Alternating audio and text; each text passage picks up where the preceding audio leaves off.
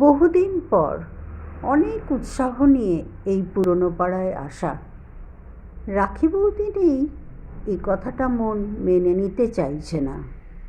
খানিকক্ষণ দুজনায় চুপচাপ এগিয়ে গেলাম। হঠাৎ একটা বল আমাদের পায়ের কাছে পড়ল, আর চোখে পড়ল কয়েকটি ছেলে ডান দিকের গলিতে ক্রিকেট খেলছে। একটি ছোট মেয়ে ছোঁ করে বলটা নিয়ে নিল। সঙ্গে সঙ্গে ছেলেদের দল চিৎকার করে উঠল,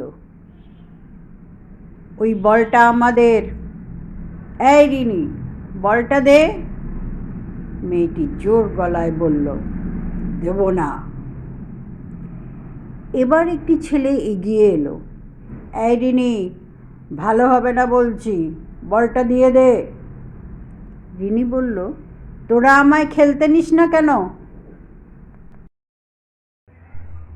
ছেলেটি যত চোখ রাঙায় মেয়েটির জেদ তত বেড়ে যায়। এবার মেয়েটি বলল, তোরা আমায় ব্যাট করতে না দিলে বল দেব না, বলেই ছুট দিল। বৌদি আর চুপ করে রইল না, বলল, এই রিনি এদিকে আয়, কেউ মারবে না, আমি আছি। এই বিটকেলদের দল, ওকে ব্যাট করতে দে, তাহলে ও বল দেবে।